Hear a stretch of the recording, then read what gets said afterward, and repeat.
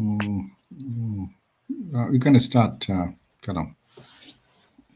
So, hi, my name is Callum Morrison, and I'm here this evening to discuss personal branding and storytelling in the imagination age. I'm with my colleague, Dr. Moin, who's a distinguished writer on this subject, and we're going to have a conversation. We're going to have tea and adder. Adder means a sort of informal chat, and of course some tea. And let me tell you a little bit about myself. My name is Callum Morrison. I teach at Coventry University, London, and I came quite late to academia, having spent several years in banking, marketing, and helping leaders find today's truth in strategy. And at some stage, I decided to help young people find new truths in strategy. And one of the things that's quite new in terms of thinking and strategy and marketing is personal branding, storytelling in the imagination age. And I have with me today Dr. Moin of Queen Mary University, London, who has written several books on subjects relating to this. And we're going to discuss this subject. So, Dr. Moin, let me call you Moin. It's going to be easier for me. Yeah, that's fine. Fantastic. That's not a problem at all, Kalam. That's absolutely fine. Yeah. So we're going to talk about personal branding and storytelling in the imagination age. In the imagination age. So, I mean, a starting point is to say, well, okay, Moin, let's define what we mean, because some of these terms, people might think they know what they mean, or they come across them a lot and they become quite banal.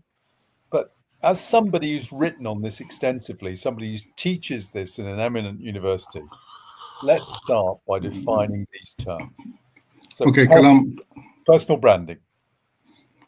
So do you want me to start with personal branding or the imagination age? Maybe imagination age first. You start with imagination age then. Okay, yeah, that's fantastic. Okay. So, yeah, thank you very much for asking this question. I mean, I think probably let me give a little bit of, the background. So we were descended into this earth and God created us. But our journey started as a society of hunters. So we used to live based on hunting. But then we sit around fire and we tell a story that how we survived while hunting and also saving ourselves from the wild animals. And that was fascinating, because if you say that you would see a lion do these 10 things, and if you really see the lion, he will forget that 10 things. But if somebody tell you a story and say that, okay, this is the way I survived, and even sometimes they draw on the cave wall, then you are likely to remember. So that time, it was your ability was how beautifully you can tell a story, pass information. So storytelling is there, but how heroic you are in fighting with in surviving against the adversity. But then come the agricultural age. So we take the command over the domestic animals, and we get them help in our, the cultivation.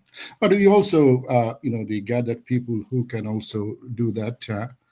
So here, those who can take control over the sort of territory where you can cultivate, they were kind of dominating that agricultural age. But then something miracle happened in Britain. The steam engine was created, and then eventually afterwards electricity. So we saw the first and second industrial revolution. We come into the industrial age. Here we become from a society of hunter to society of society Now we are society of factory workers. And that fundamentally changes us, doesn't it? Because the context changes. Yeah. Context changes. Yeah, you are absolutely right. Did we lose something in that change? I mean, yes. When you gain something, you lose something. Obviously, the kind of harmony you had, like you had your wife. Yeah. So you see that you are working with your family and you are cultivating. So you are feeling love, laughter, everything. So you are doing everything together. So family bonding and a small village. So it's a different kind of bonding. So friend and family, it's a different. But now you are coming, you are pursuing career, you are working in the factory, the 9 to 5.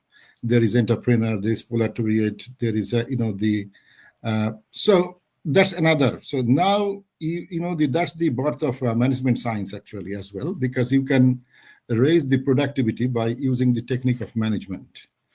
Then what happened? Then we come to the third industrial revolution, where information become the key and data become raw material. So now we are connecting to the whole world. So it's not that we are telling a story, telling a story sort of sitting around fire, or maybe sitting beside the field where we are doing cultivation, or beside our house, or maybe during the break in the factory floor. But now people are telling a story over the net. But the information age, initially it was not that fascinating, because it was web 1.0. So it's pretty much a static web. And that's why there was a bubble burst.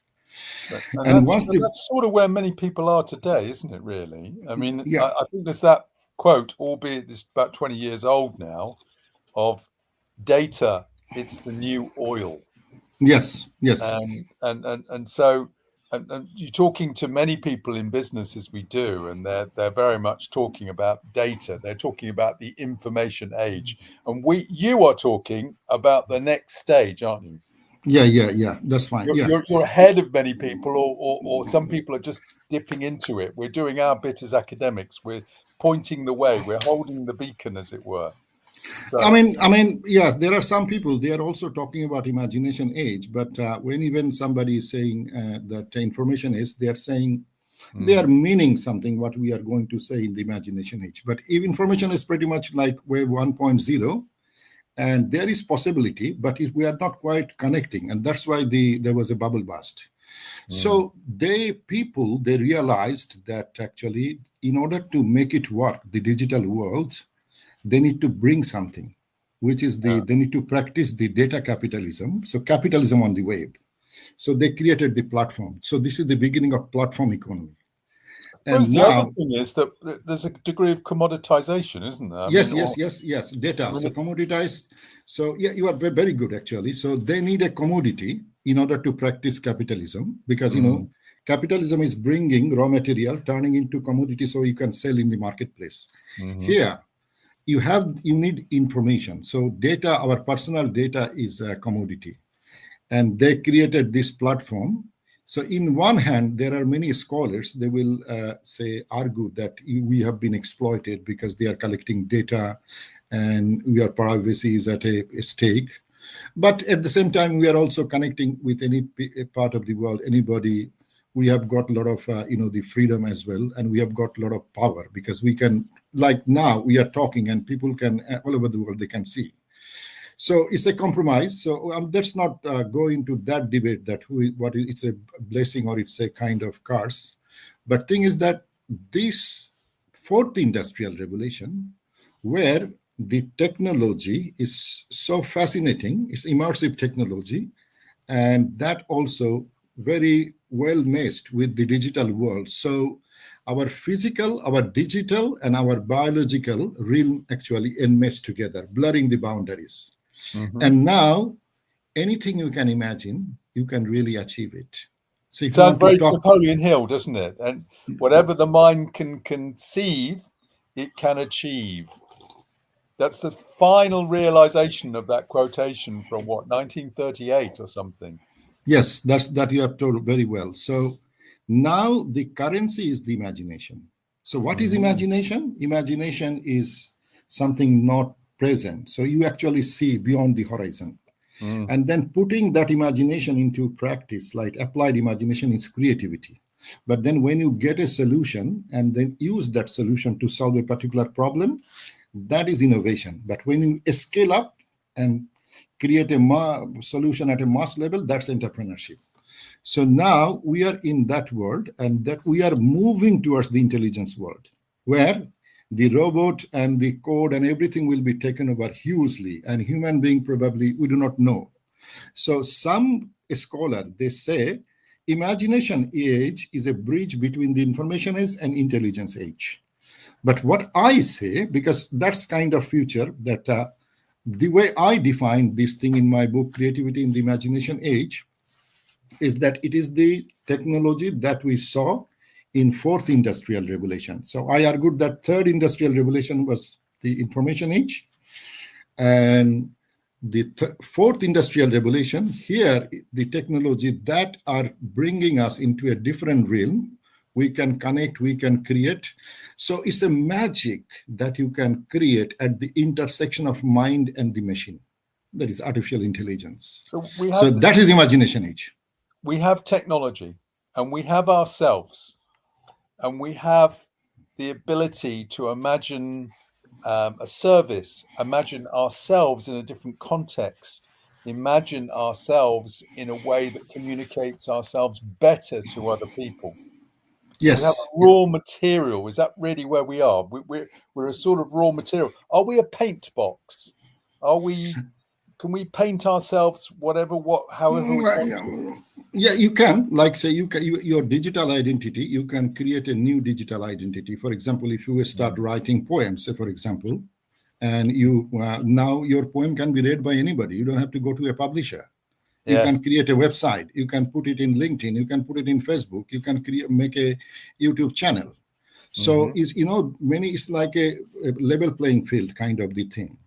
If you want to publish a book, you don't have to contest with the established writers.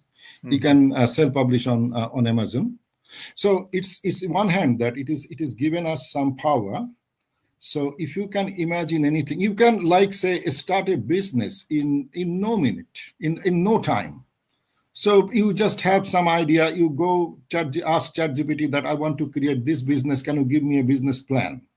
Then ChatGPT will give it to you. You go to another AI to use another AI tools and ask them another plan.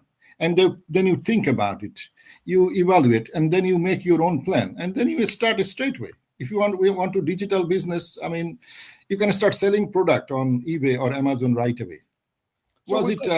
We seem to be at a sort of transition here. We seem to be on the cusp of something. And you and I are educationalists, so we've got students in front of us, and we've got the opportunity to teach. And the students have got the opportunity to present themselves. So let's come back to our definitions, because we've got the imagination age now. We've got this thing of the mind and the machine. We've got we've spoken how we've gone from sort of your books. We've gone from sort of the we've gone from sort of dominance to equality. We've gone from broadcast to exchange. We've gone from monologue to a dialogue, I recall. Right. It's a term that you use. So we've got that now. We've got the monologue and the dialogue. We've got the student, or we've got people talking with the machines, talking with the market, and so on and so forth, as opposed to just receiving information. And we've got the mind, which can create all manner of things. So let's come to those other two elements in our title today. Our title is Personal Branding, Storytelling, Imagination Age. And we've talked about Imagination Age. So which do you think should come first, the personal branding or the storytelling? What's the next? I think it doesn't matter. So you can say storytelling is also a currency of the imagination age, because in the imagination age, obviously data is there, so that the creation of third industrial revolution is there. But now you need to have empathy. You need to have big picture thinking. You need to have creativity. You need to be able to tell a story. Then you can actually capitalize your talent, or you can unleash your best. So this age gives us an opportunity to develop ourselves or express ourselves as a brand, because its communication is a lot easier. So we can share our values, or we can share our the purpose or what you want to do with anybody in any part of the world. So that's one thing. But then how do you do that? A storytelling comes there, because a storytelling is a means by which not only you express yourself to others, but also you understand your journey. So if you know that your life is a story and it is unfolding, so where you start is not you. It's just the kind of a small, the tree going to be bigger with the time. But your story is if you see that your life is a combination of number of plots, and the story is unfolding in that time. What you do actually, you become the author of your life story. So every decision you take or everything you do, that adds a line into your life story. So it's very. So you're potentially setting off on a journey. I mean, there's somebody both of us know, which is Yasmin Ibrahim. And in one of her books, Production of Self in the Digital Age, I know it's a couple of years old now, but she talks about an almost infantile rediscovery of self. Of course, yeah. That you are, and a voyeurism as well. You can sort of see yourself. You can see yourself in a new way. And I recall that one of the things she says is the screen becomes the mirror and the mirror becomes the screen. They're sort of interchangeable. We're talking digital age, and therefore we're talking about a screen. And that screen is a mirror, really. You can see your reflection in that screen. So in terms of this storytelling, how do we use that how do we help the young people today in terms of their storytelling, their personal branding in this information age? Okay, so obviously to be honest with you, it's a huge kind of discussion. So if you want to see personal branding, say, for example, from narrative theory, it's one kind of understanding. If you want to see from marketing theory, it's one kind of understanding. Yeah. Maybe if you see psychology, sociology, it will give you different kind of insight. But what I will say that, don't just think that it's the expression.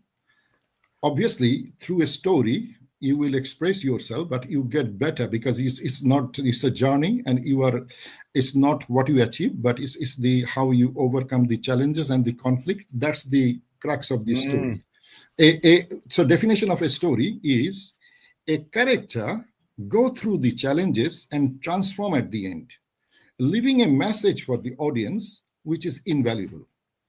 So otherwise it is entertainment, but a story is both entertainment.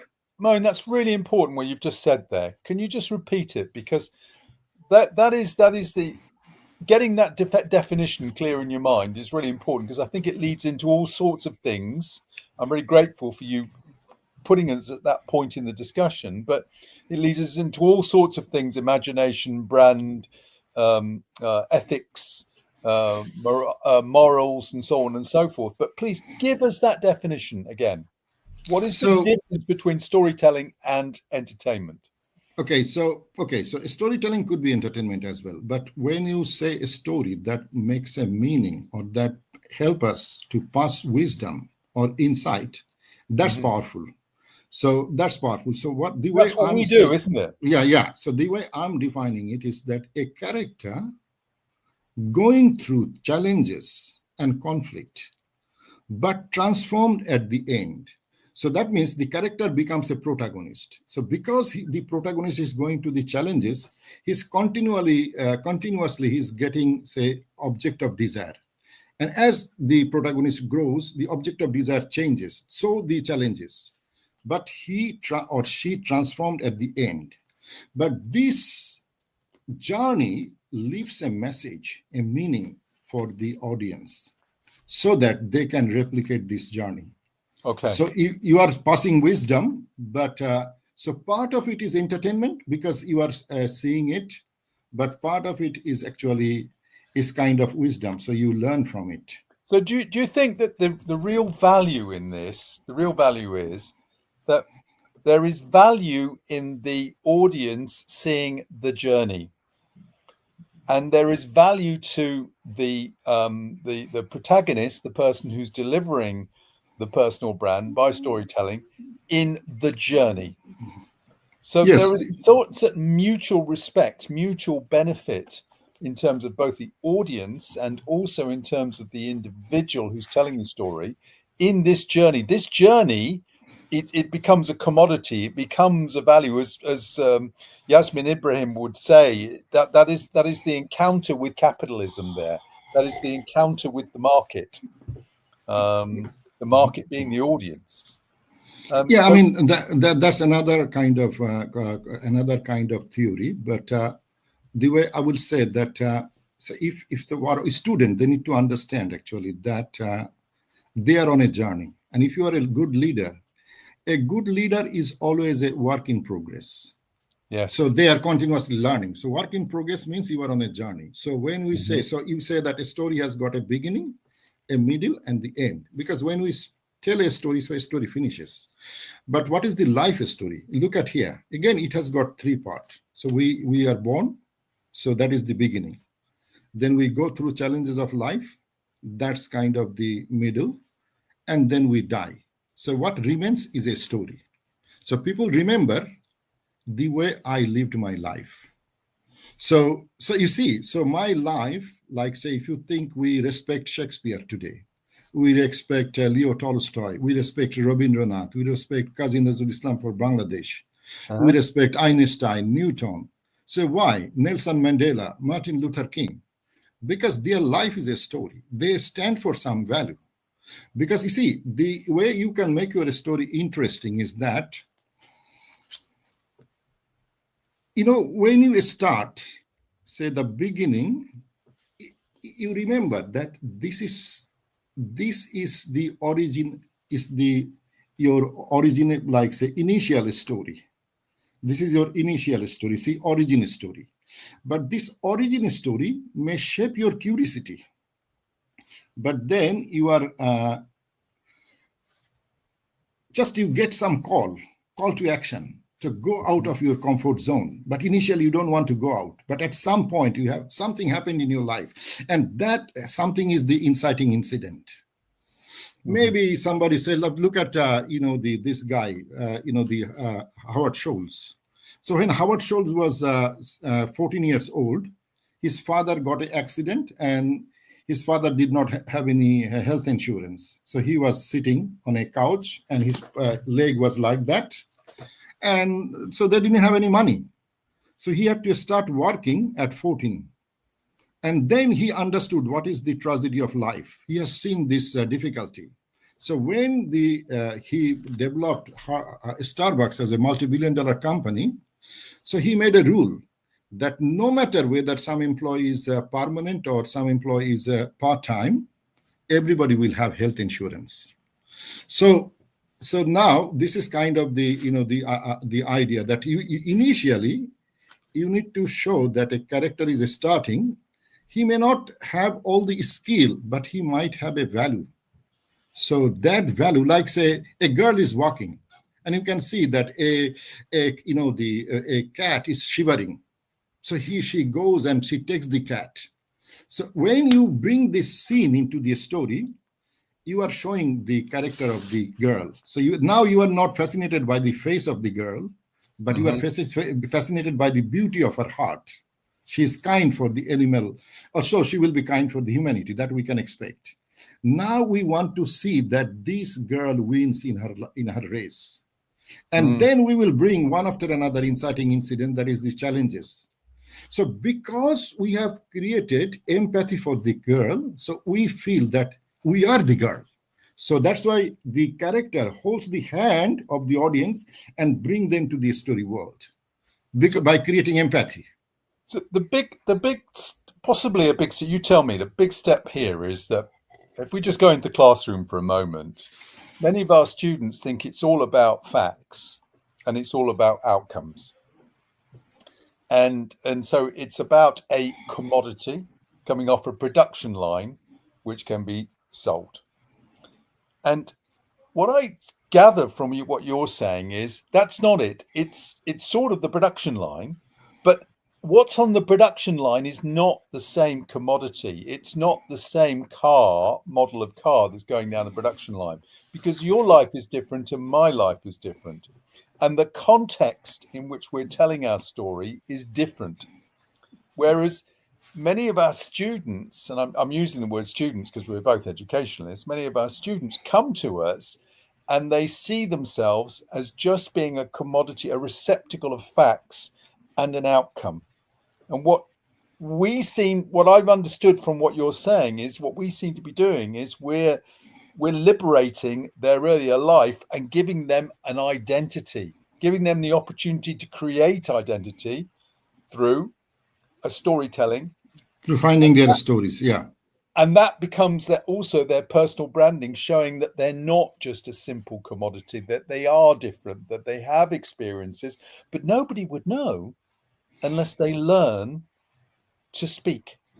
I think you have used a very good word, commodity, here, which reminds me that actually I have written another book is coming in February or March by Routledge, and I have a chapter there. So it's creativity in marketing education, storytelling, imagination, and purpose. This is the title of the book, and I have a very, very long chapter on creating inclusive classroom through storytelling. Mm-hmm. So you see, our modern day classrooms, it's not that actually you will be seeing that people are sitting, those who are actually coming from within, say, 2 miles or 5 miles. They are coming from all over the world. Somebody from Australia, somebody from Kenya, somebody from Bangladesh, Pakistan, Malaysia, China, the America, Russia, whatever you call it. So now everybody is not only just coming as a person, they are not bringing their body, but they are bringing book of culture. So they are bringing that knowledge. So if you want to create synergy, so we need to create a classroom where everybody can tell their story or share their experience. Mm-hmm. So now in storytelling, if you want to, because you brought it into the context of the education, storytelling, you don't see every student is equal, because the moment you see every student is equal, then you make them commodity. Same. Mm-hmm. But you see every student is unique. So the moment you say every student is unique, you make them, their character. Like Shakespeare said, that all the world's a stage and every man and woman has got a role to play. So our job is to help them find their role into the cosmos. It's not that just being graduated and finding a job. It's finding their purpose, finding their mission, finding their vision, that how they want to contribute into the whole cosmos, because they are part of this cosmos as well. And they cannot just find all on a sudden. If they go through this kind of debate, this kind of understanding, so we call it that when people debate and people are coming from different background, they create creative friction. So here they are creative friction. So it's like it's a creative friction. So it's not that like say conformity, rather argument, but then we see the beauty and the creativity is emerging. That's why diversity is the number one criteria of team creativity. So you said very, very well that yes, we should not see student as commodity, rather character, and we need to play their part into the classroom. And so what your role will be like, say, you play the orchestra. So everybody is a node into the classroom.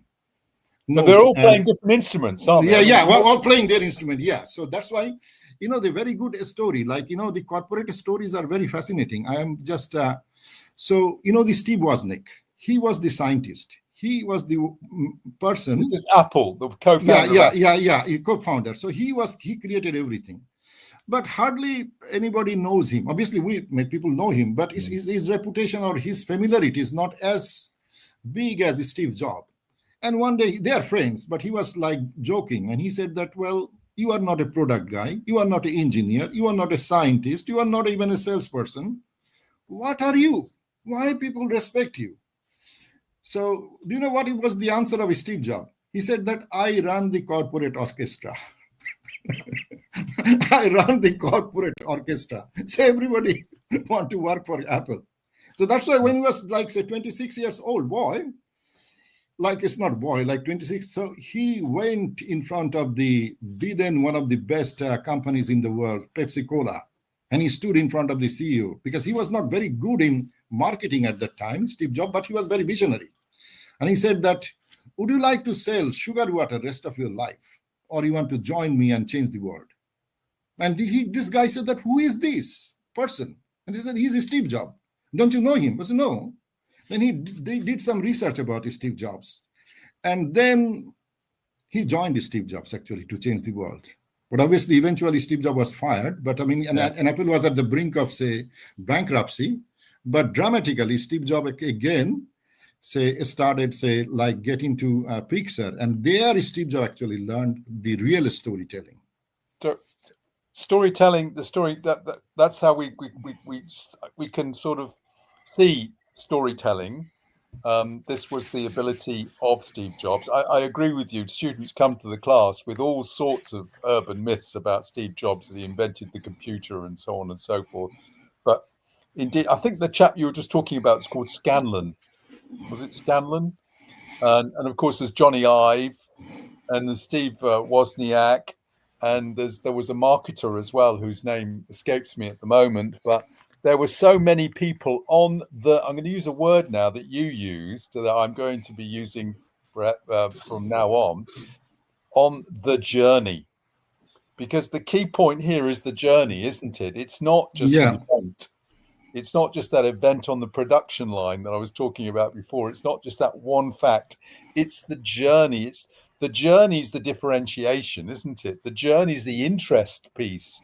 It's not the product at the end. So, Moin, I recall now that in your books, you therefore say that this is reframed marketing.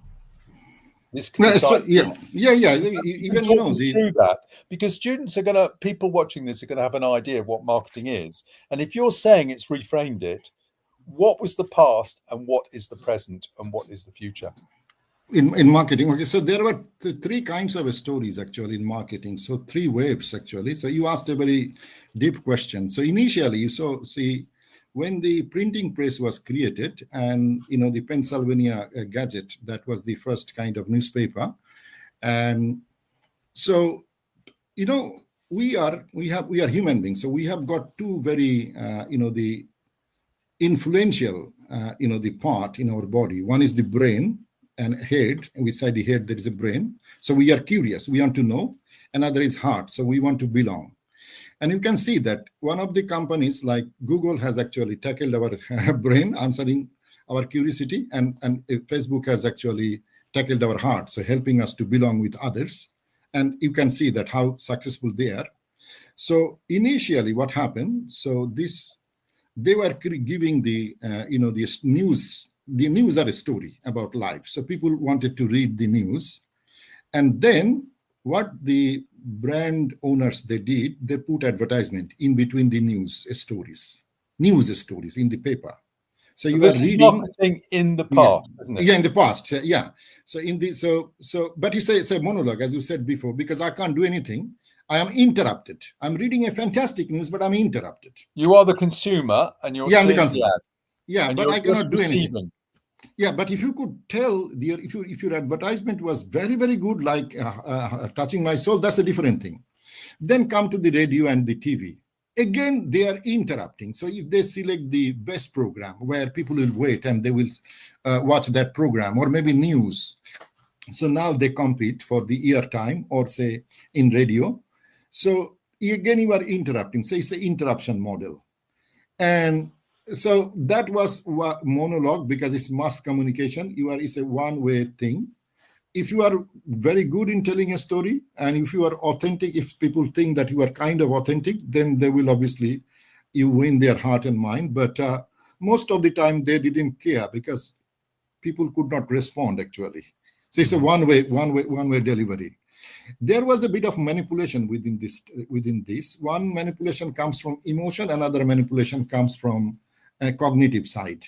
So when they were making advertisement, they would only mention the criteria on which their product is better, but they don't talk about the other criteria on which their product is not good. So you are putting your product in a way, yes, we are the most durable, but then what? What about the style? What about the price? So everybody will play on their game. So their bit of a manipulation is there. And then some, again, you manipulate through emotion as well, which means that they say that, okay, if you don't buy now, then the time is going out because the price will go up. Or if you die, what will happen to your family? Like insurance, think about insurance industry. So that's why initially Seth Godin wrote a book and he said that all marketers are liars. Obviously, then he cut down this thing because not all marketers are liars, but there was a bit of a problem in telling a story, and there was a manipulation part, and customer could not quite revolt. But when information is and the imagination is calm, now in the age of social media, customer can naked the brand if they are doing something. They can revolt. That's why, the Amazon. Initially, all the Amazon, those who are selling on Amazon, they didn't want to, they didn't like that people can give the comment or the review. But Jeff Bezos was fascinated about customer. He said, no, this is to be there. So now you can see that if it is, now it's a dialogue, it's a conversation. So if you are not telling good a story, they will just, they bypass another thing. But if you are telling good a story, then what happened?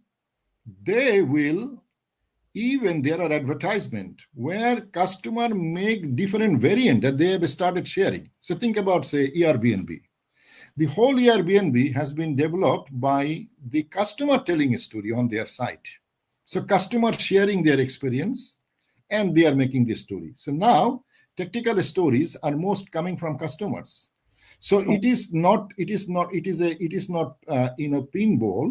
It is like before you make a message, you throw it, and if it hits, it's kind of you are successful because that was bowling.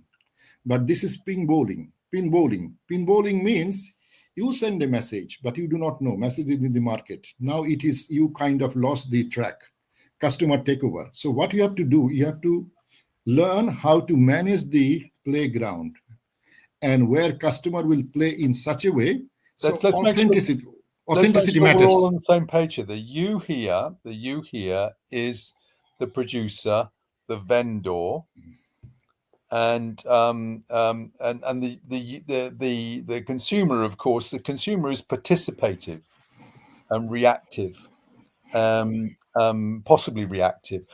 Can I just interject here, because I noticed that despite all in the imagination age and digital technologies that come with it, the digital technologies ensure that people can participate. That is the means by which they can return their thoughts, their ideas, as Yasmin Ibrahim would say, their co-curation. They can return their thoughts to the producer by means of the digital technology. But I have a sense, and please tell me if these are your thoughts as well. I have a sense that just maybe our young people are just reacting as opposed to being proactive. They are not necessarily doing what you were saying, which is that they can create their own products, they can do their own make their own tell their own story, they can have their own personal branding, they can build something and build an organization. What they're doing is they're reacting to a message that comes to them. And what you're doing, if I understand then correctly, is saying, okay, we have the technology and you have the mind, and I'm going to encourage you to use your imagination, and you're going to make something. You are going to be a producer and not simply a consumer. If I can say, that's the big step. You are catalyzing. Is that correct? You are catalyzing. Yeah, that shift is needed, actually. That's why many people actually say that those who have created this digital technology or the platform, they say that actually they have not created it for giving us the power. There is a group of a scholar that one side, they say that they have created to practice digital capitalism or data capitalism. So they know more about us and then they sell things to us because they know what we like. So for example, you are reading a book on Kindle and then the Kindle, you have got, say, face recognition. Now, you are reading and you are laughing. So then the Kindle can see that you like laughing, and then they will recommend you the comedy. But then you are, say, going slowly. If you are reading some, say, tragedy, like, say, sad scenes, they will send the. So people, one group, they argue that, yes, this is not personalization, but they want to exploit us because they get data, and so that they do the marketing. Obviously, that's why this online marketing is very powerful. But at the same time, we can interact. So YouTube has given us the platform. Google has given us the, the knowledge. So a student should not be, you are absolutely right, should not be just the consumers, because that will be a missed opportunity. That's what I'm going to tell you, that now students have got so much power, or anybody has got so much power, they can use their imagination and they can use this platform economy to their advantage. They can also actually do their business. So every business students, I tell to my students in this way, that before you graduate, you must develop your personal brand. How you develop your personal brand? By creating content. Maybe start with creating content. I think that's the key. Yeah, that's the key. That's the key, because Can you I- have to. Can I come in there? Because I notice with my students, let me just give an example of this passivity as consumers, as reactors, and the opportunity in terms of producer. As you know, I organize guest lectures, and I get students involved in that. And the student inclination when I post something on social media is to like. Yeah. It's So react. Whereas the real value for that student, and in terms of the post, is comments that may be added to the post in LinkedIn or whatever. So I'm organizing a guest lecture. I talk about the guest lecture. I put it on. I put some information online of it after the event, and the students come to it and they just like it. They don't. They're just reacting to the post, and they think that is them working within social media. And I say to them, the real value to you, to the post, and to anybody else who alights on this post is your comment. And your comment cannot be congratulations, great, I loved it, or whatever. It should be a reasoned argument, because the real power that is available today is to those people who write. Social media is a written medium. So yeah, that's one thing. I mean, thing is that I will go a bit further. So it's not just the comment is one element, but it is not going to make them personal brand anyway. So what they should have done is, if they got some idea, then they said, okay, I attended this session and I have learned these 5 things, and they create a blog. So they create a blog, they write their understanding. When they are writing that what they have learned and how they can use it in their life, they are doing a little bit more research. They are capturing, they are hearing better. Now they are engaging. So they are not just, the co-creator, they are just creator now. So they should develop a blog, and then whatever they posted, they should act on that. They should develop a business. Absolutely agree. Absolutely agree. So I was putting in an interim stage there. We have what we have is that the student is just liking, and I was saying they should start creating, co-creating, contributing to the post. And you're absolutely right. The next stage is that they move to actually creating their own blog, their own posts, and so on and so forth. And that's the bit that I think we should be catalyzing. I feel that that's where the emotional resistance comes from. Maybe it's a collective memory of 200 years in the developed world of the industrial age, and we are just producing a product and the consumer is just waiting to be told to go and buy it. Maybe it's so well embedded that we have to liberate students from it. What do you feel? What's your thought as an educator in this particular area of personal branding, storytelling, and the imagination age? How do we get them to be creators as opposed to reactors or maybe co-creators? No, I mean, okay. So first of all, what you said regarding comment, that is also very important, because thing is that, that is part of a strategy as well. So if somebody, a student, say open a channel, or he has a profile, so initially if he makes some blog, there might be less chance that it will be read by others. So what is one of the tactics is that you find a big influencer who is making post, and his post is seen by, say, hundreds of thousands of people. Then if you can make a comment there, and that is a very thought-provoking comment, so then other people will see your comment because you have given a comment in that platform. So making comment is valuable. Obviously, you have to be strategic. But yeah, so it's both. But the thing you are saying, that what they will be. So as an educator, actually, there is something J.K. Rowling said fascinating, because I tell sometime to my students that when you are in England, you have to learn storytelling, because England is the place where Shakespeare was born, and still J.K. Rowling is alive. So if you do not learn storytelling, then J.K. Rowling, Harry Potter author. Yeah. So J.K. Rowling said that you don't have to find the magic to do something miracle. I mean, it's not word for word, but I'm just giving you the theme. We all have the magic inside us. We just need to ignite that.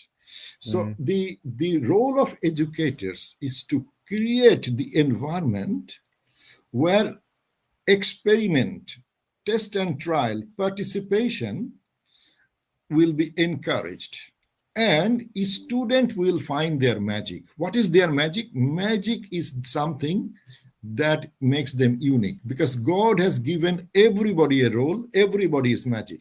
So think about it. Say Cristiano Ronaldo, if he would try to become a cricket player, would he be able to become that famous cricket player?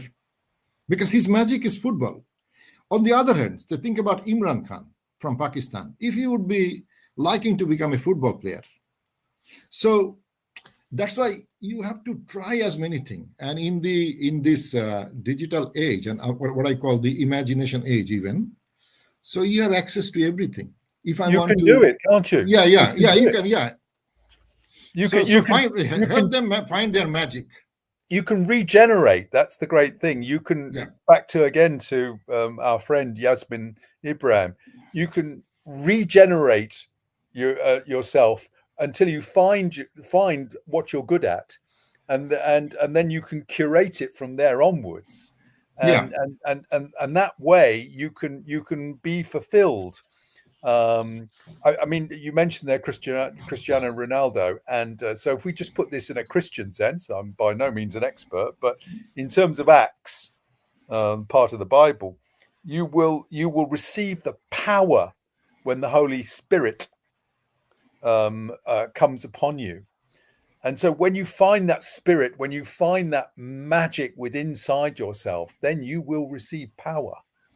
So what we have then is an opportunity from this technology, from this particular age that we're in, the information age, and what we have with students, and they don't need to be 18-year-olds, 20-year-olds, 25-year-olds. Students, they can be students of life. They can be 50, they can be 75 years of age.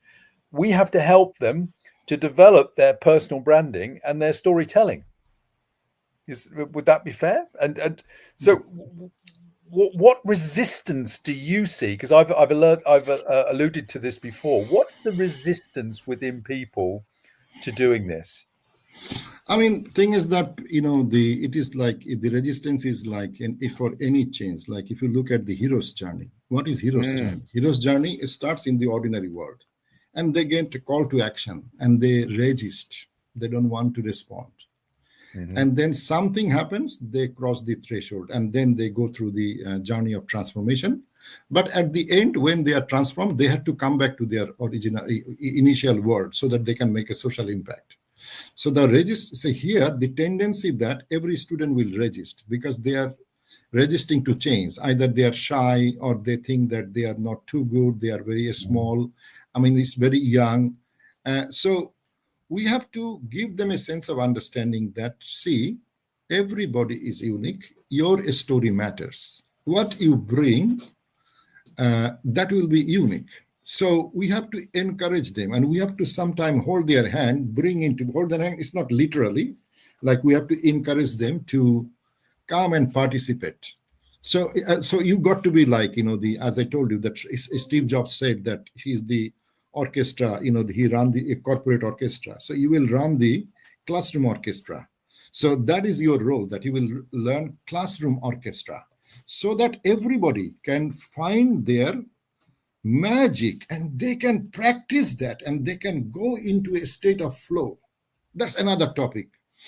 Because if you can go in a state, see, in today's world, I tell my student this thing, that the whole day, whatever you learned, what you do before you go to sleep, you just take 15 minutes, only 15 minutes, and write a small diary that today I have done these 3 things I have learned by going through these 3 challenges.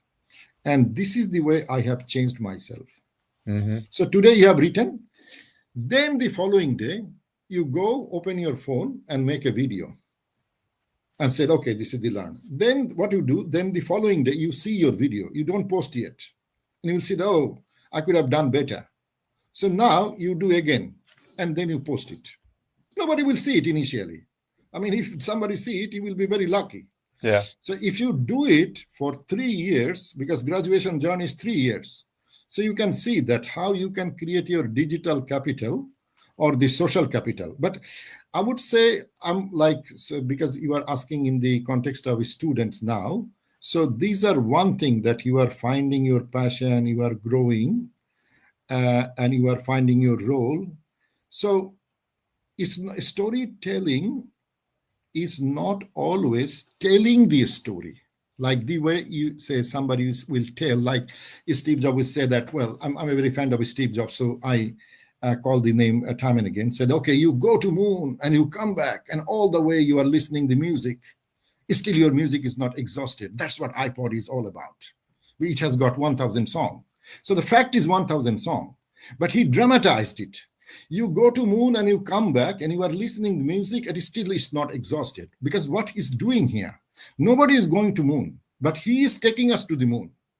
So storytellers take us into the into the fictional reality. So it's reality, but also fiction. And that you will see that what was fiction 12 years ago, that is a reality today, the way technology is changing. So that's why, or 10 years. Yeah. So can I just interject there? Because, I mean, what we're now talking, it reminds me of speeches. And of course, there is that famous speech, I think it's 1963,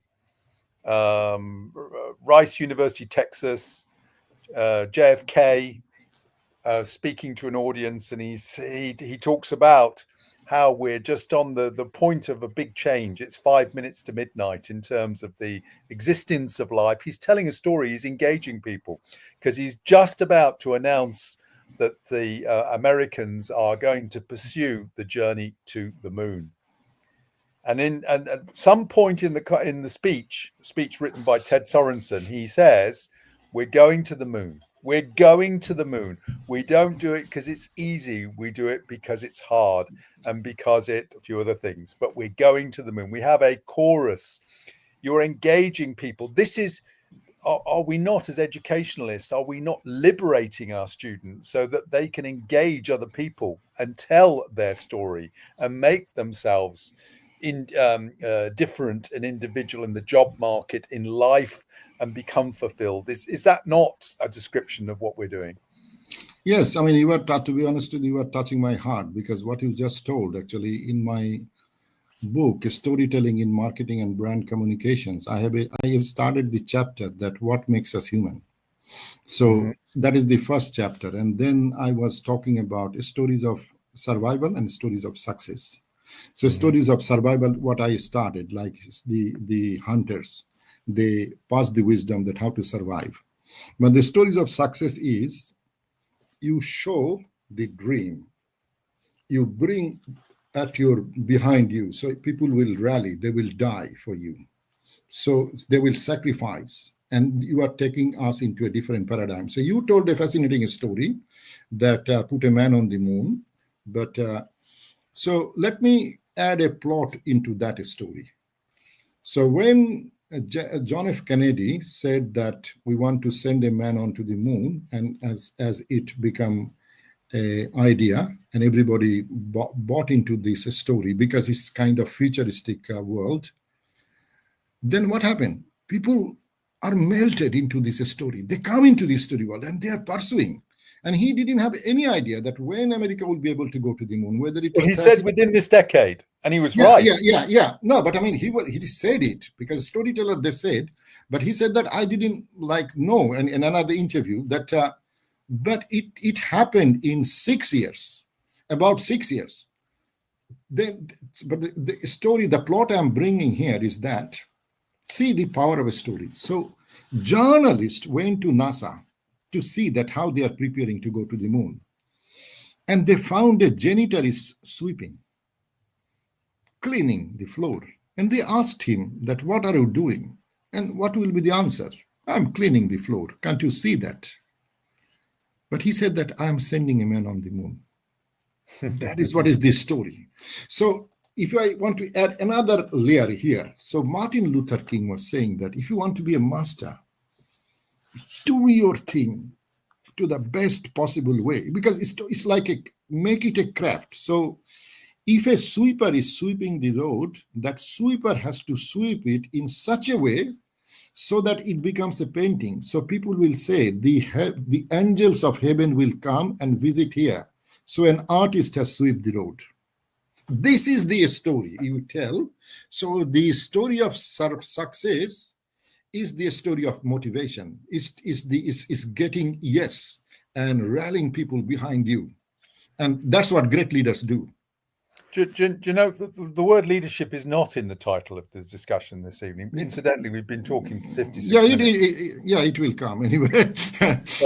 but it isn't in the title of tonight. But I'm inclined to say to my students that what the skills that you should be developing are your leadership skills, because frankly, the world needs more leaders. And leadership, there are so many different things they need leadership on, that the opportunities are infinite.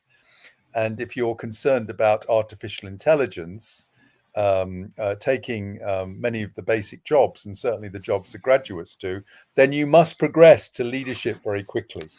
And what I think that you're saying to us is, in the imagination age, where we've got a profusion of social media, for example, where we can engage with people, we can use storytelling to mobilize people and personal branding to differentiate us in that context, in any context that we want to. We can, to come back to Yasmin Ibrahim, we can regenerate ourselves and co-create and curate ourselves in many different media, so that we can find not only our place, but we can be leading something.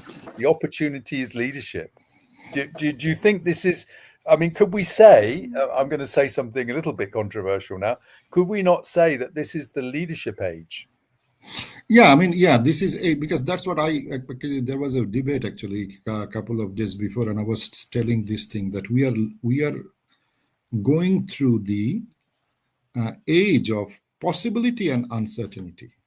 Possibility and uncertainty. One thing might happen that actually, this is, the Yuval Harari, who is very popular. So he said that human has never created something like this. Who? Sorry.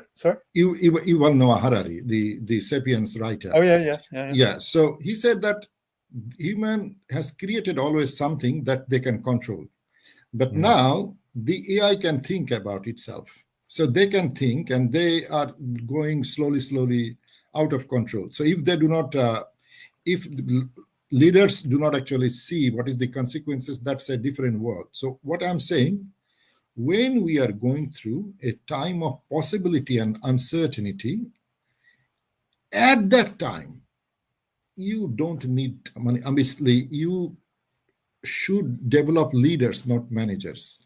Yes, there will be some managers who will put us on the track when they have they have the direction, but leaders will see beyond the horizon. So it is not about how fast you go, it is about whether you are going to the right direction or not. That's why it is the time we need to create leaders. So you can say it in that way. You are absolutely correct. The unfortunate thing is leadership doesn't start with an I, because we've had industrial, information, imagination, and now we've got leadership. Yeah. So we need to find the word leadership in a letter I. I mean, unfortunately, the word instructive or instructor is not the right word. Leadership, like I means actually. So first you need to feel, that because you use some words from Bible, but there is a verse in the Quran where God saying that I have created vicegerent. I'm going to create vicegerent on earth.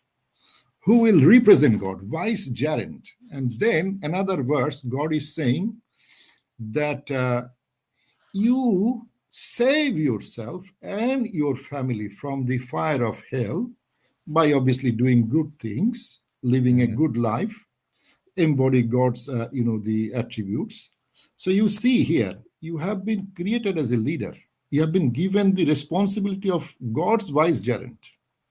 So embodying kindness, embodying creativity, embodying ability to nourish, ability to, all those things are kind of leadership qualities. So that's another discussion. Obviously, I think our cup of tea is finished and the time is also finished.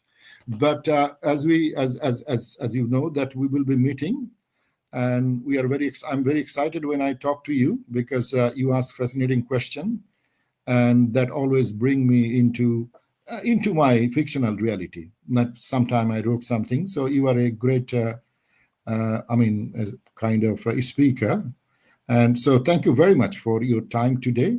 But you can finish the session, inviting the audience for another future, if they just look at our the channel. So we normally aim to come 5 o'clock every week. That's what we try. We'll try our best. Yeah.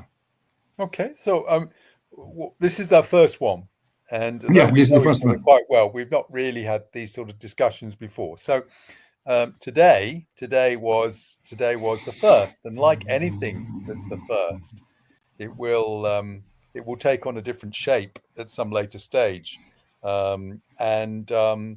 so we indeed that we're going to do this regularly, and we're going to have a conversation. And Moin has written so many books in this area. I mean, you've mentioned storytelling and marketing and brand communications. There's creativity in marketing education, creativity in the imagination, and they're just three of them.